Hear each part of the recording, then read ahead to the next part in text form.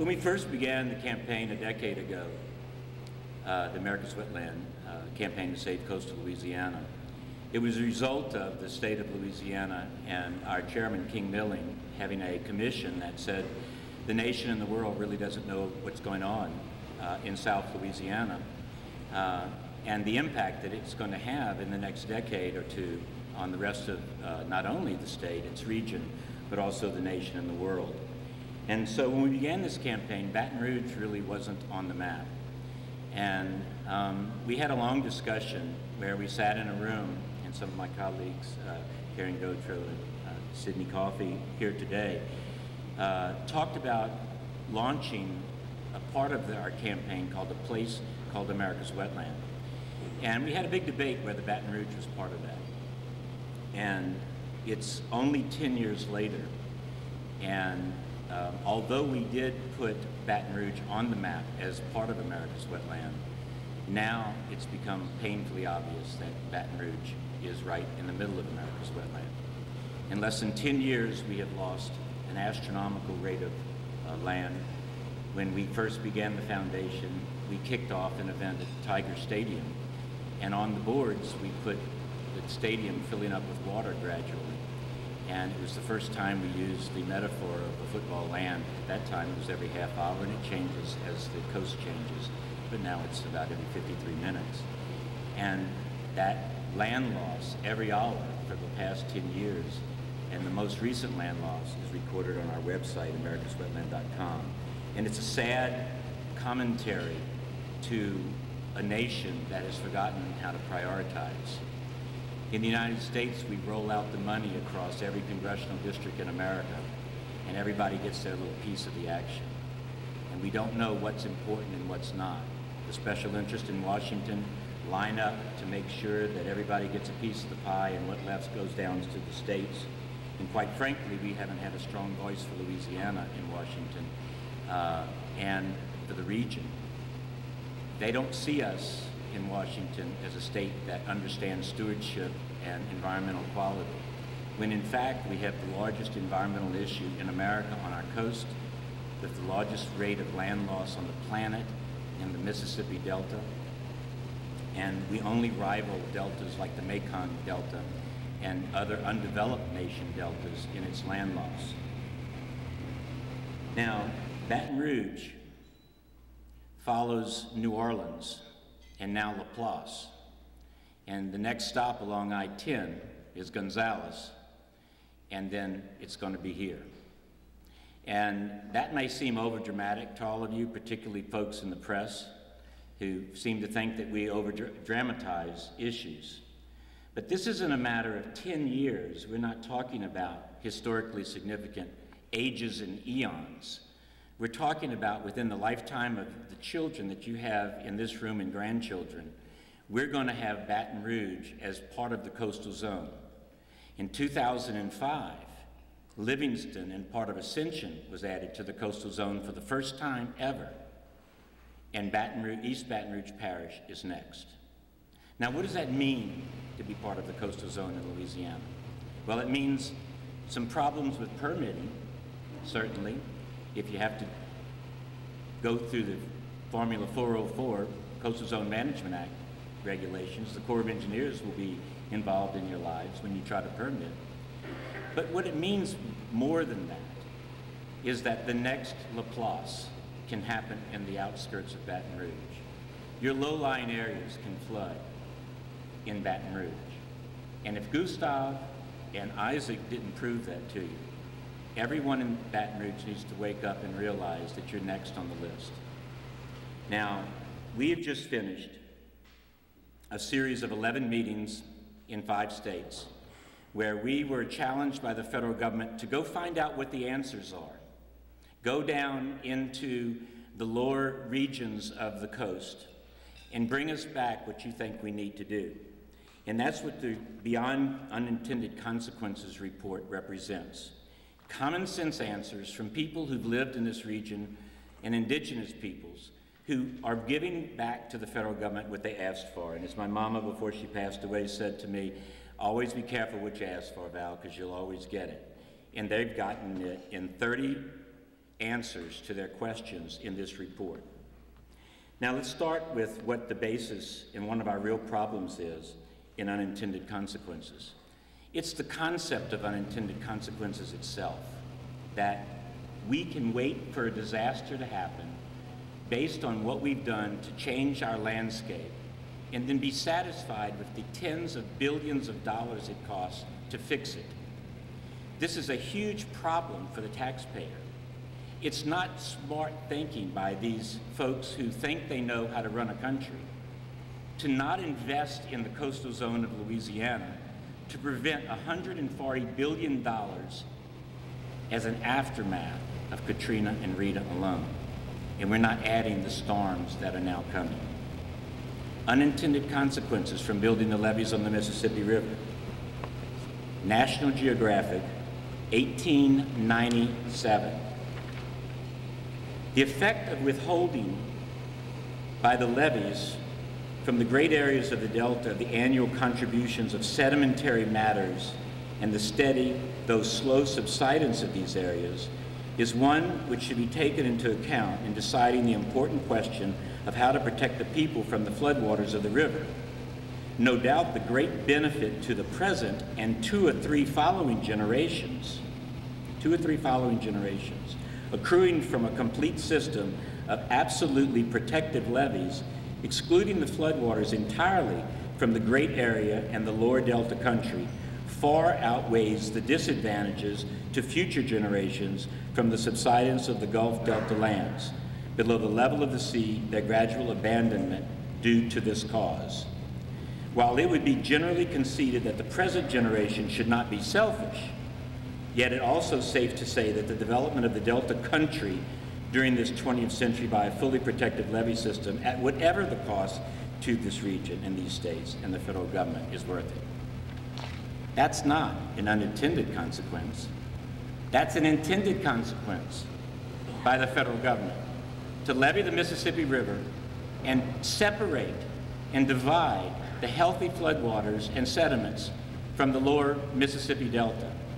And look at the price that we are paying. Think about how much this is costing us now. There are 4 documents that are very important. The one I showed you that we've just released 30 recommendations. This National Geographic article also. And what we're saying is the real problem with the federal government in a report released by the Fish and Wildlife Service by Chairman Dale Hall, who said no matter if we want to restore the coast, there are so many conflicting federal policies that push the timeline to restoring the coast so deep that we will never get to the projects, and we will cost the states an enormous amount of money who have to meet the federal cost share to do these projects. And the 4th document that you should get your hands around is the state's Coastal Restoration and Protection Plan. It is a remarkable document. It's the first time on the planet, not in Louisiana, not in our state, but on the planet, that we've had a comprehensive document to restore the coasts, which is seen in the next 30 years as the most troubling problem with climate change and sea level rise that we have on the planet. And so our state of Louisiana, which is not seen as a state of stewardship, which is not seen as an environmentally forward state, has come out with a report to restore our coast, and we've galvanized our people in the 80 percentiles and 90 percentiles to support this. We polled them. We polled the people of Louisiana who have said in the 80 to 90 percentiles that they believe that sea level rise is a problem. Well, guess what? We went out and did a $4.5 million report with Entergy Corporation, zip code by zip code, before we had these 11 meetings, and it said the same thing. The state's economy, the region's economy, and ultimately the national economy will not be able to support the infrastructural costs that we're going to have in the next 30 years from the loss due to sea level rise in this region. So we're not the dummies that people make us out to be down here. And neither are the people who actually fish and hunt and have grown the land in South Louisiana. They know the rising tide is at their doorstep. They know that we have to take action and not only build engineered results that are hard engineered results like levees and huge walls, but we have to combine that with natural engineering and build back our wetlands. And in 2003, we were talking about $14 billion, and now we're talking about $50 billion. And today it's still a bargain when you talk about New Orleans and Katrina and Rita outcomes costing $140 billion. So what's the problem? Well, the problem is this region hasn't been at the table. And those of you who watched one of the conventions, you know, saying, we always say at our foundation, if you're not at the table, then you're on the menu. And we've been on the menu a long time. We're asked to provide the resources, the energy, the seafood, the transportation resources to this country, and we're constantly eaten at a little by little because the people think, I guess in Congress, that we're a rich state. Well, if you're looking at the budget talks of this administration, I can't find the wealth in Louisiana from all that we've done to host energy development. We're in a constant storm. We're not needing a name anymore for the storms. Every day, every hour, a little bit of eaten away Louisiana is in our heritage and in our past. And it's starting to add up and cost not only our state, but the nation a lot.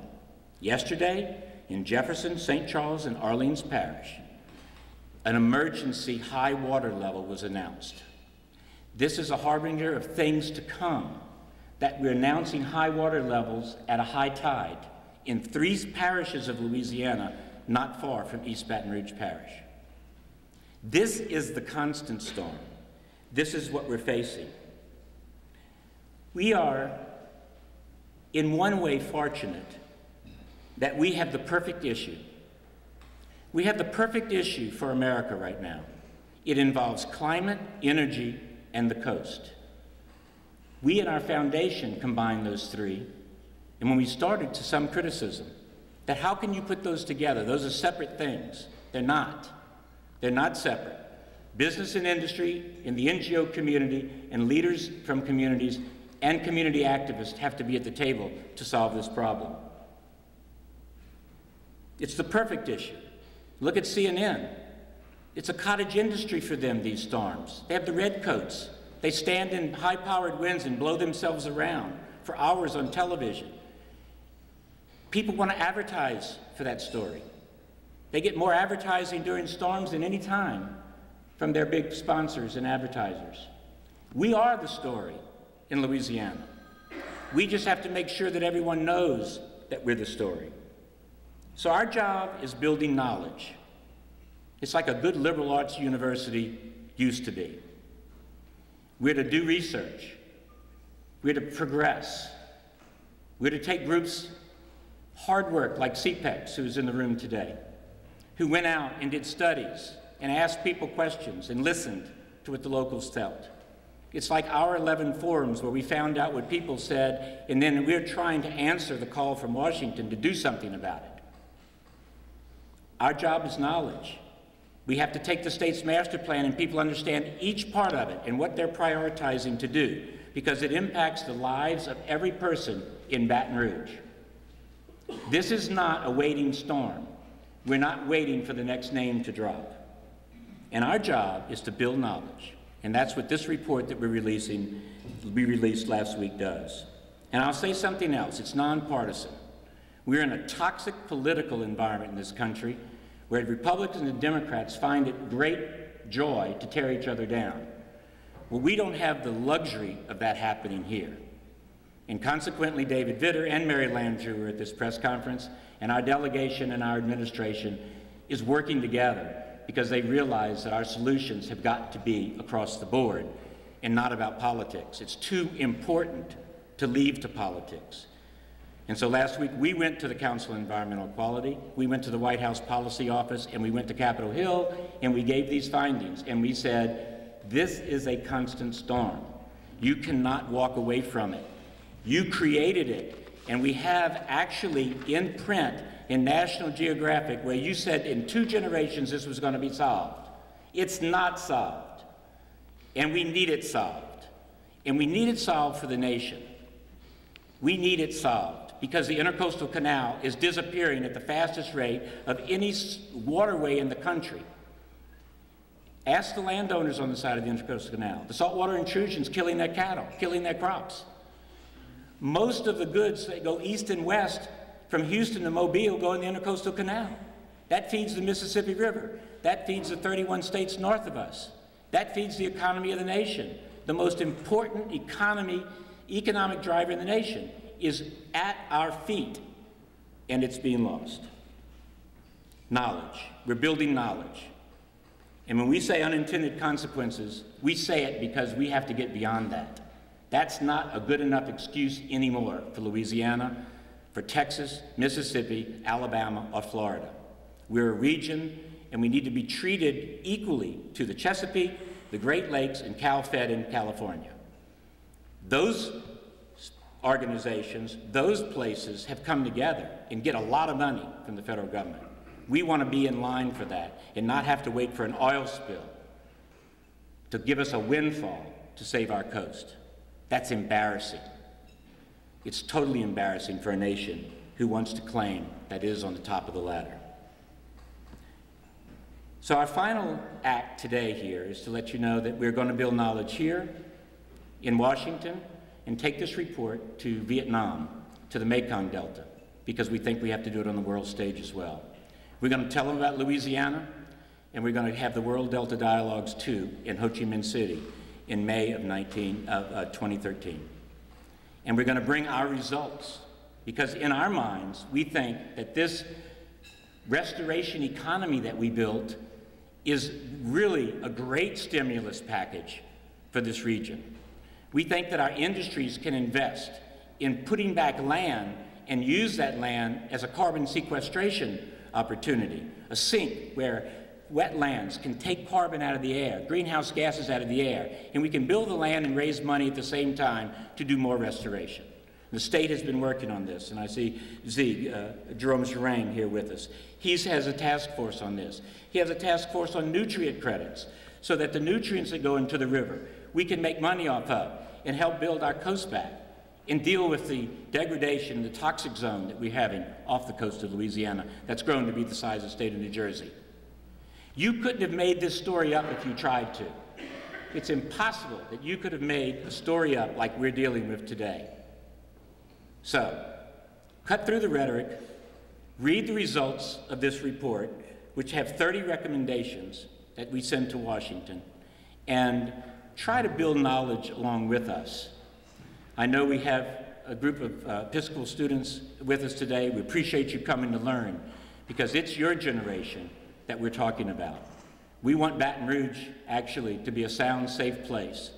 And while you're going to be on the map as a coastal zone community, we hope that you'll take the stewardship seriously and work with us to have a better day for all of Louisiana. Thank you very much.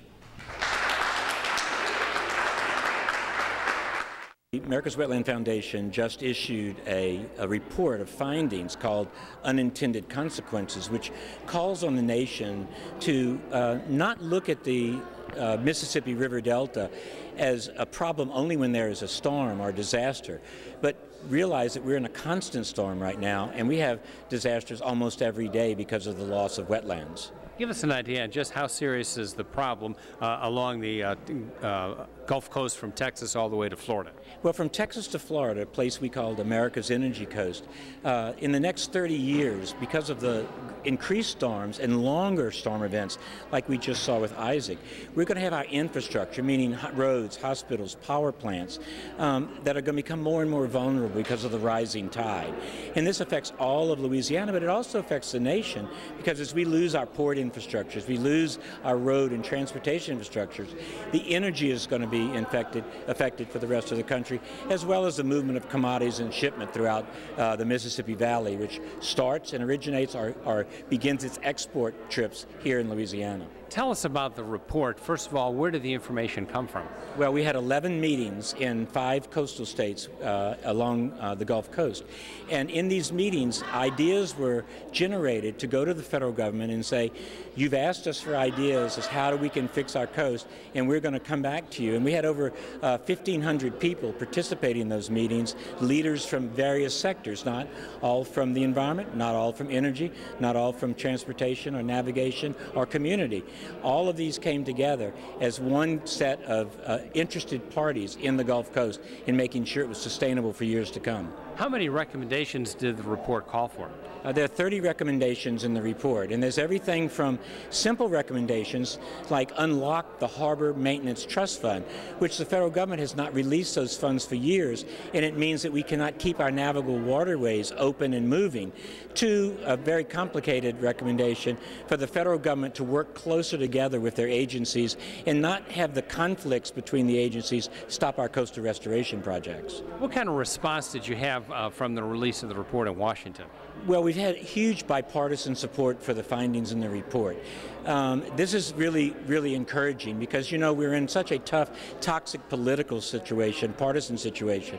So Senator Mary Landrieu and Senator David Vitter both were at the announcement of this report saying they would get both of their caucuses and delegations to work to help the findings find footing in Washington with the federal agencies and in Congress on Capitol Hill. After spending nearly a year and a half studying this, what's your reaction? What's your feeling? Well, my reaction is the first time the Gulf Coast has ever had a unified voice in these challenges, in identifying the challenges, and then coming up with answers to the challenges that make sense in the real time. This is a common sense report by people who've lived in the place, worked the place, and really know what needs to be done to solve the problems. If people have questions or like more information, what should they do? I think that it's great for people to get more involved with this campaign and go to americaswetland.com to get a copy of the report or to view it online and to become more involved.